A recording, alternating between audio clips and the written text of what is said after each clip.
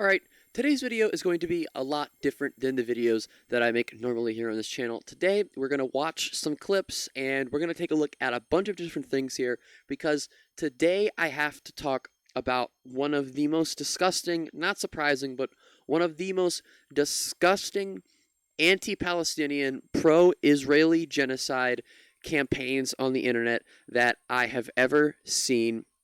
And the more that I have tried to find out about this organization, if you can even call it that, the more confusing it all gets. So, where does this all start?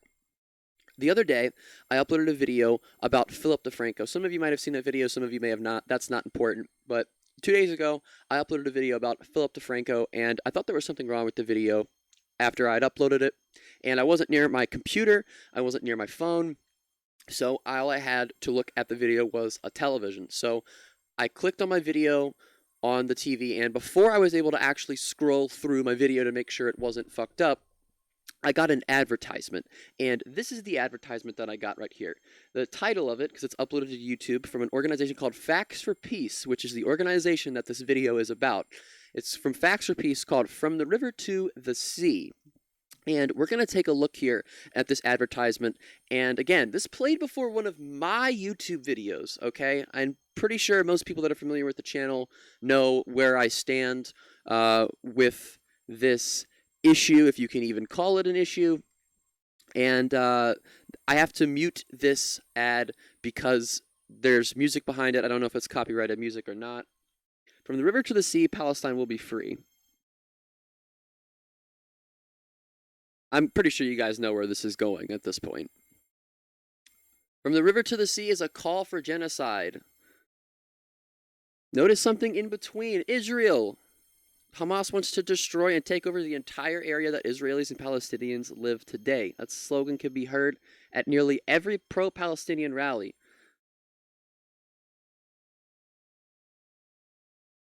Yes.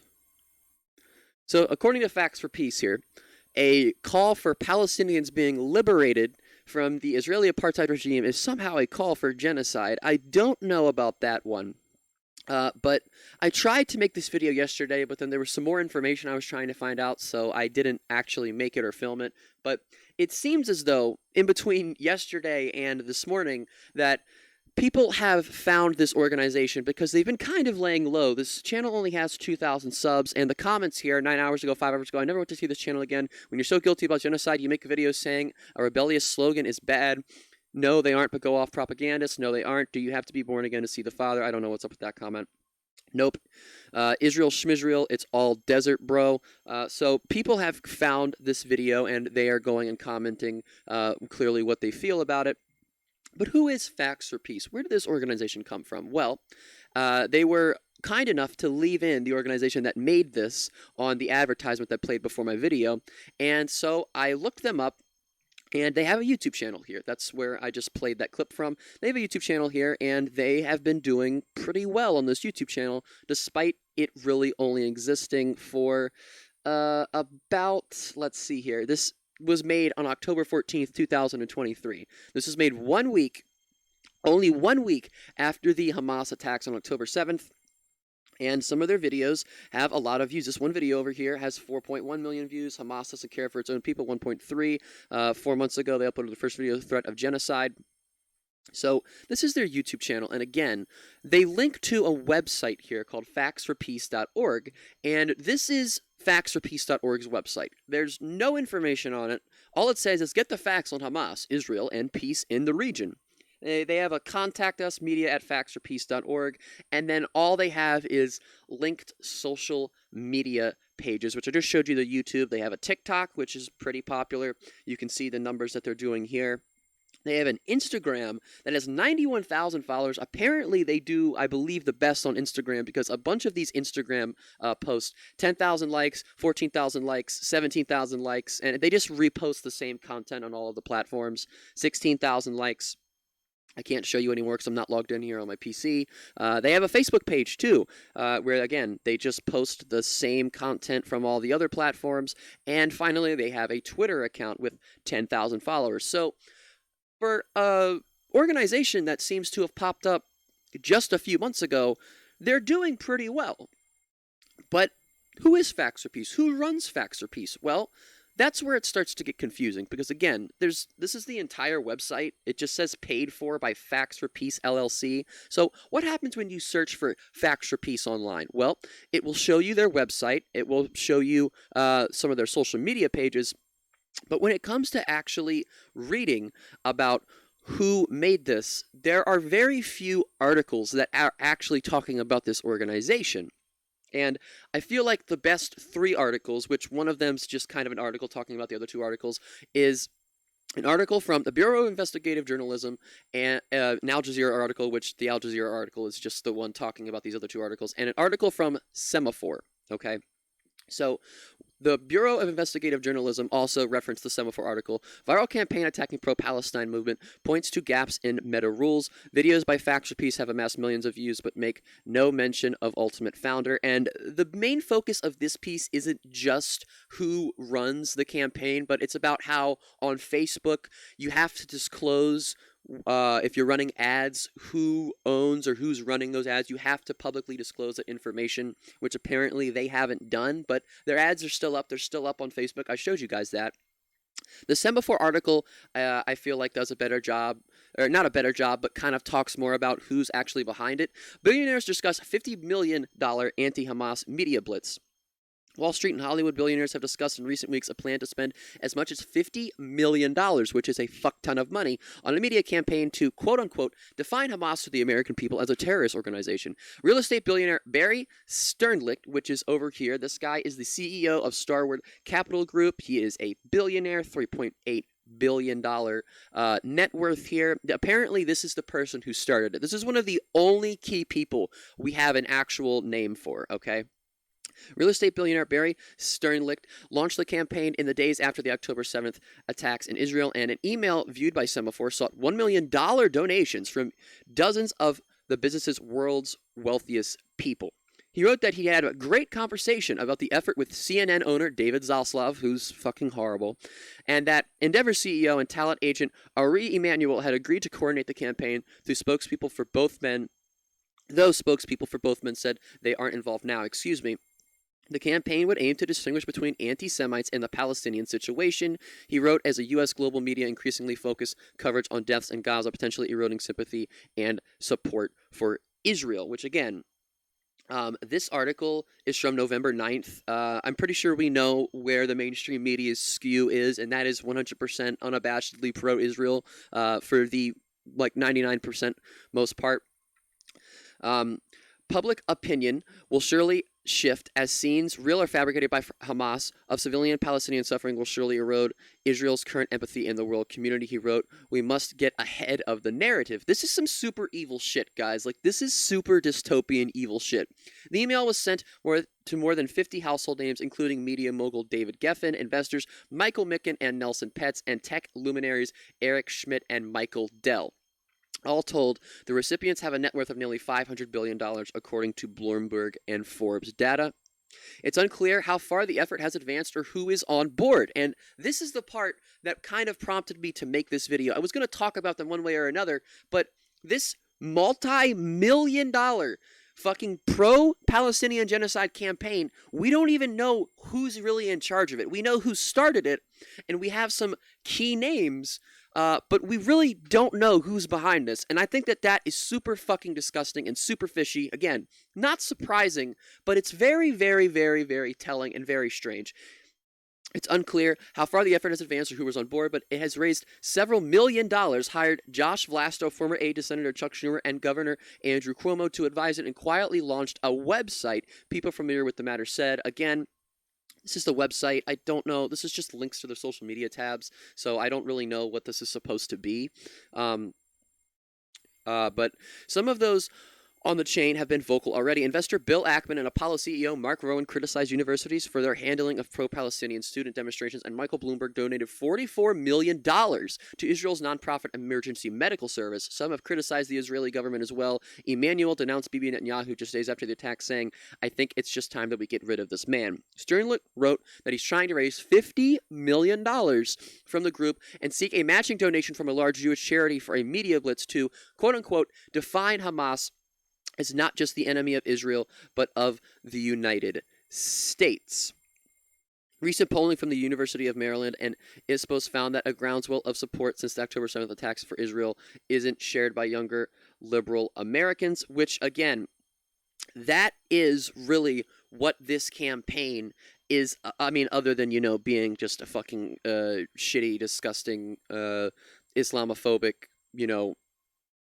pro-genocide campaign. Realistically, what this is a bunch of old billionaires trying to put money into really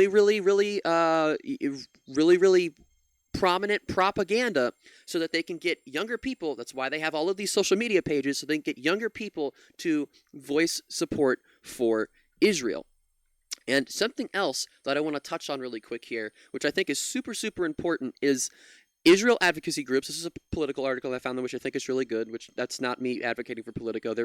Politico's like 50-50 for me. Israel advocacy groups outspend pro-Palestinian groups on social media. Organizations including AIPAC have vastly outspent pro-Palestinian groups on Facebook and Instagram, even as young Americans grow more critical of Israel. And this is actually something that I didn't even think about, which it's not that, it's like, oh, wow, that's a really good point. I think the article is very telling, but I want you guys to really think about it. I mean, during the Super Bowl even, we saw pro-Israel ads during the Super Bowl. How many pro-Palestinian actual advertisements from organizations have you really seen? Because me, at least, I can only speak for myself. I have seen so many pro-Israel ads. I mean, again, this fucking shit played before one of my videos, and you're not going to see this ad play before my videos again. I don't know how many of you have ad blockers installed. I have one on my PC, so I would have never seen this if I was on my PC, which I'm glad I wasn't. But this shit played before one of my videos. That's how much this campaign, they're really trying to drive it home. It's playing before videos. I have 4,000 something, 4,400 something subscribers or something like that. I'm a small channel, and they're running this ad on my channel. Usually my ads are just big multi-billion or million-dollar companies selling you some shitty product, okay? That's usually what it is. But, again, how many pro-Palestinian ads have you really seen? Probably none. I haven't seen any pro-Palestinian ads. I've seen advocacy from individuals on social media, and I've seen people make content advocating for Palestinians to be liberated from the Israeli apartheid regime. But I have seen no ads from actual pro-Palestinian organizations. So let's take a look at how much pro-Israel groups are really spending, because I think it's very, very telling. Advocacy organizations supporting Israel in its war with Hamas have spent roughly 100 times more on advertising via Meta's social media platforms in the last month compared to groups aligned with Palestinians and Arabs, according to an analysis by Politico. The combined spending of more than $2 million on Facebook and Instagram, though not coordinated, shows how pro-Israel groups are trying to shape public opinion among Americans, especially younger generations who are increasingly skeptical of Israel. And they talk about how there's a nonprofit here that they talk to that tracks political and social media advertising campaigns, and Sam Jeffers, the person they spoke to, said that this is 100% trying to, this is targeting young people specifically, 100% trying to target young people. Because again, we know what the data, we know what the younger people think about the Israel-Palestinian conflict. The digital forecourt press, including one group that spent nearly $500,000 on Meta's platform during that period, comes as U.S. and international lawmakers weigh adding conditions to additional support for Israel as its military campaign has killed at least 15,000 Palestinians. Really quick here, I just want to see when this article was written. So this was written on December 6th, okay? And they go on to say that when you run ads on Meta, because this article is specifically talking about Meta, Facebook, and Instagram, you have to say who is running the ad. You have to disclose whose advertisement this is. Politico analyzed Meta's ad library or online database that tracks which groups are buying paid messaging on both Facebook and Instagram over specific time periods. The tech giant is one of the few social media companies, alongside Google, to disclose details on ad buying figures. Politico reviewed ads run between November 2nd and December 1st, based on advocacy groups' affiliations with either the Israeli or Palestinian causes. On Meta's platforms, which collectively are the world's largest social media sites based on users, the groups buying ads in support of Israel include well-known names like the American Israel Public Affairs Committee, as well as the Foundation to Combat Anti-Semitism, who was founded by Robert Kraft. Their combined spending of $2.2 million $2.2 million, which isn't even that much, really, but still a lot compared to what pro-Palestinian groups are spending, and also not a lot compared to what Facts for Peace is trying to do. Exceeded almost any other entity over that time period, except for the conservative news outlet Daily Wire and its affiliate Meta accounts that spent almost $3 million, which, it's the Daily Wire. By comparison, groups supporting Palestinians, Muslims, and Arabs spent less than $20,000 in that same time period on Meta ads. Look at the difference. You guys see the difference here? I'm pretty sure we know where the media's skew is here. But they talked to an AIPAC spokesman, which, that's fucking garbage. And they mention in here Facts for Peace. So here it is. The largest single pro-Israel advertiser between November 2nd and December 1st was an organization called, quote-unquote, Facts for Peace, which spent over $450,000 to target Meta users younger than 30 years old, in major cities like Houston, Atlanta, and Los Angeles. The paid messaging, the fifth largest ad by any individual organization over that time period, included a Palestinian citizen of Israel denouncing Hamas treatment of the LGBTQ community, which is a video that you might have seen me scroll past on their YouTube channel, and a video claiming while Gazans suffer, Hamas leaders reside in villas in Qatar. The group, within a month, has amassed more than 18,000 followers on TikTok, which does not provide transparency on U.S. ad buys. Facts for Peace does not reveal its funders online, but its Facebook page lists a phone number that matches that of Josh Vlasto, a former advisor to ex-Democratic New York Governor Andrew Cuomo. We saw that a representative for the group did not respond to requests for comment, although the Bureau of Investigative Journalism, which we have that article right here, previously reported on Vlasto's ties to Facts for Peace. Semaphore reported that he was hired to front a $50 million media campaign funded by Wall Street and Hollywood billionaires to define Hamas to the American people as a terrorist organization. And again, Jeffers from Who Targets Me said Facts for Peace is a big spender. And basically, all this to say is, when you look at this stuff, how many advertisements have you seen? How many advertisements have you seen talking about the Palestinian death count? Okay, how many articles have you seen talking about the almost 30,000 people, that have been killed by the IDF? How many advertisements have you seen showing support and solidarity for the Palestinian people who are under the thumb of the Israeli apartheid regime, literally being slaughtered, indiscriminately murdered by Netanyahu and his insanely right-wing government? Something else that I haven't even gone over yet is Facts for Peace actually has other outlets. This is another outlet that is made by, it says paid for Facts for Peace down here. You guys can see that. That's the same thing that it says on the Facts for Peace website right here. This website, the Israel-Palestine Chronicles, they have social media pages here, but there's nothing on them. And there is also one more website that they created, but it's not, I don't think you can access it anymore. I'm on the wrong thing here. But they have social media platforms for this, and again, there's nothing on them. They have no posts. They just made these accounts for something. I'm assuming this was supposed to be some other type of campaign that they were going to run. And again, there's a third one too, but I was having trouble finding out information about that. And again, this Bureau of Investigative Journalism article, which I know I didn't really go over a lot of it, does a really, really, really good job talking about all of their different social medias, talking about the content contained within their social medias, because again, some of it is just really, really crazy. They're talking about here how there's this guy who walks up to pedestrians in New York City and asks them to sign like a petition that supports Hamas, and he's just kind of making fun of these people and stuff. But that was what I wanted to make a video about. I wanted to make this video because, again, I just think it's really, really telling that, you know, we don't know who runs this campaign for the most part. We know who's created it, but we don't know who is directly involved. And I think that information like that needs to be disclosed. Again, we're sitting here talking about this when there is an ongoing genocide happening. Almost 30,000 Palestinians have been murdered by the IDF, a terrorist organization.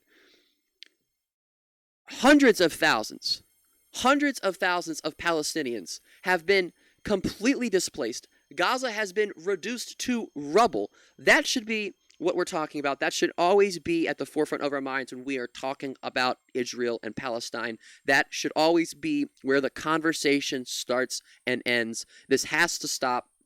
And again, if I can at least try to just bring a little bit of attention to something like this, which again seems to be a campaign that's only gaining steam and it's probably not going to stop anytime soon, then that's what I'm going to try to do.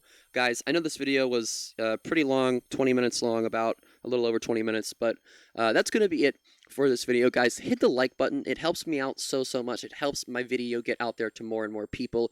If you haven't already, press the subscribe button, press that little bell, turn on all notifications so you guys never miss an upload. And guys, I don't know if I did the best job covering this issue because it was a lot for me to talk about, and it's kind of just really still just sitting in my head, bothering me a lot about this because of how powerful some of these people are and what they use their power to do. It just makes me fucking sick. It makes me sick to my stomach. It makes me want to throw up all over the place. But yeah, let me know what you thought of everything. Let me know what you thought of my coverage. Let me know what you think of this absolutely disgusting, nasty, horrible, heinous, just downright awful campaign.